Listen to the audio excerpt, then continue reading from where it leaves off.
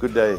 My name is Albert van Jaarsveld. I'm the Vice Chancellor and Principal of the University of KwaZulu-Natal.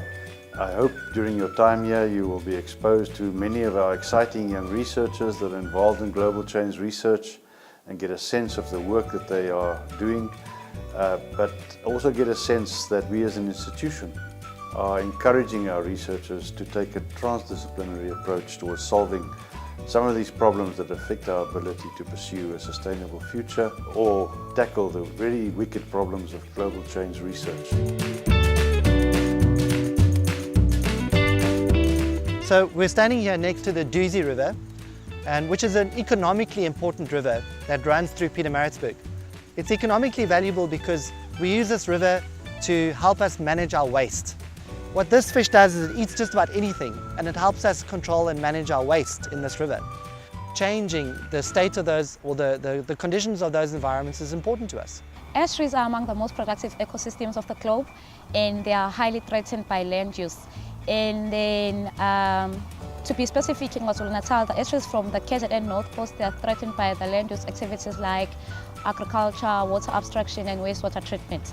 And wastewater treatments and sappy and sugar mills, all those effluents, they are discharging them into these rivers, which in turn affects estuaries. My projects will be looking at ecological components within the Amatukulu catchment, namely fish, invertebrates and vegetation, and how they are affected by land use change, such as agriculture and industrial development. My topic is related to the global change theme, in that we'll be looking at land use change over 10 years and how it's affected our ecological components in terms of habitat loss and even species loss as well.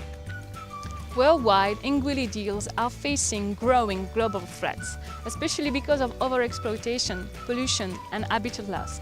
Temperature eel, for example, have declined dramatically over the past decades to the point of endangerment. The danger is that we might be losing the biodiversity eels represent and also the services they provide before knowing what actually it is. My research is on plant ecology, so I focus much more on grassland and forest ecosystems. These are important habitats because we derive most of our food and nutriment from grasslands. So most of the agricultural farming practices, agro-pastoralism, take place on these grasslands. My research is about plants, invasive plants basically. So it's looking at how invasive plants have an effect on indigenous trees at Buffalo's Dry Landfill site. I study ants because ants are diverse, they are abundant, they perform most of the ecosystem services like pollination, which majority of us we are familiar with, and there are very few people who study the little things that run the world, which are the insects in general. Feral cats are considered one of the 100 of the world's worst invasive species. By detecting the problems, such as one of the feral cat debate, will reduce these impacts for the future. So my research involves the estimation of extreme design rainfall events and accounting for non-stationary data such as climate change in design rainfall estimations. So my research is innovative in the sense that it is taking into account something that hasn't been done before by incorporating climate change impacts into design rainfall estimation. Through my seasonal sampling, I can determine patterns and trends in periphyton and its links to changes in invertebrate flow and nutrient conditions, which will give us a good indication of river health and the changes in these systems.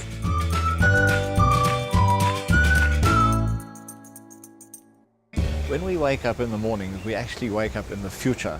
And this research that I've been leading and being active in is looking at future decisions, how we need to sustain our world in terms of water, in terms of food, in terms of energy, because everything we plan at the moment is something that will come into fruition and into effect in the future. For my master's research project, I'm conducting a cross-calibration between the historical Snowdon rain gauges which were used in the previous period of research and the current modern tipping bucket rain gauges which are being used in the current period of research at 2 long-term monitoring sites. By creating a homogeneous rainfall record, this will allow for confidence in the monitoring of global change at 2 long-term monitoring sites in South Africa. Climate change and population growth has placed immense pressure on our water resources. By understanding the water use of natural vegetation, We can use this as a reference to compare against the ever-increasing urban areas and agricultural fields to aid us in water resource management and planning. The various drivers of global change, such as the increase in effects of climate change, together with the population's growing demand for food, water, fuel and fibre, have caused changes to the Earth's natural landscape and thus have had a significant impact on the hydrological response, placing additional pressure on our already stressed water resources. And I think it's very exciting to be able to hopefully contribute in that field, because I think climate change is one of the biggest problems that mankind faces. The demand for food will keep increasing, and the extreme events are expected to also increase. So we want to know how that will affect food production and food security in the future. With global change, as we are aware that there are temperature increases and changes in rainfall patterns that are becoming more prevalent around the world, and especially for South Africa. My dealing with satellite imagery and discovering the great depth of valuable information that it possesses has definitely got me intrigued with my research. In my particular research, I'm trying to understand the proximate and ultimate drivers of change and the impacts those changes have on not only water resources but also on society as a whole.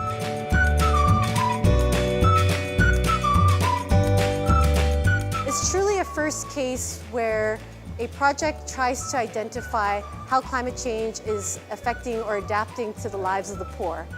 And overall, the project will ultimately provide some evidence to decide what are some of the recommendations we could provide to the municipality in regards to this matter. So we see it as a priority in terms of the South African research base to contribute to the global debate about climate change with an indigenous African knowledge base. I am part of a team of research at the University of KwaZulu-Natal. We are looking at climate change and poverty reduction co-benefits, cleaning water bodies within the municipality, with the aim of ensuring that when we have high incidence of rain, we reduce the possibility of these contributing to flooding within local communities.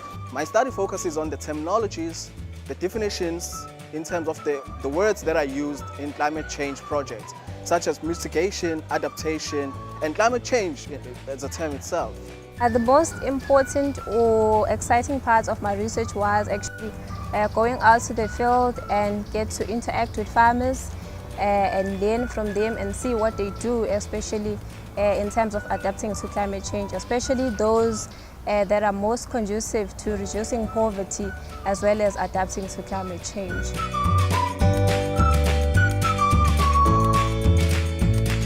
We need to quantify Durban's contribution, and obviously in the South African context as well, knowing how much we are contributing to the global picture. But that's really the point of my 2 years of research that is ahead.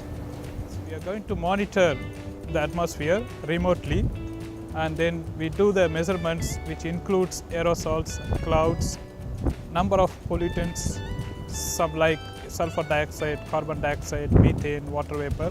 How my research fits in with global change is that I study these aerosol particles, and these particles are actually really interesting in that they scatter and absorb solar radiation, and this influences the amount of heat energy that we reach here on the surface of the Earth.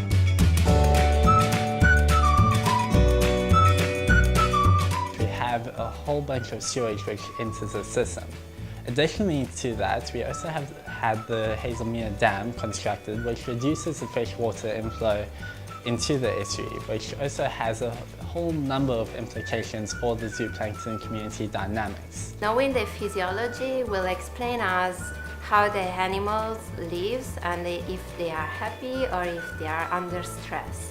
And I can understand if they are stressed by environmental variables such as temperature, for example. But I'll be focusing on the food webs, the sort of holistic food webs within these ecosystems, and trying to understand the trophic or energy exchanges between the various species or species groups.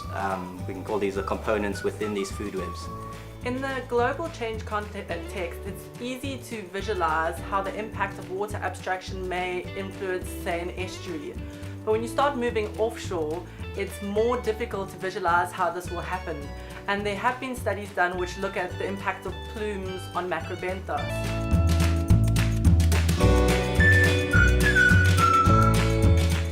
then looking at how the Oakville theory will contribute to conservation and into ensuring that we effectively conserve the floral species which occur in Oakville landscapes. My research relates to the broader theme of global change in that it explores how different global change drivers interact, and it explores how we can manage the interactions in a fragmented landscape. As the environment changes in the many different ways it changes, we need to be better equipped in how we deal with the changes and how we adapt and mitigate and have all these strategies. And the ultimate output for my PhD is to have a tool that managers can use in understanding how do they manage these fragmented landscapes.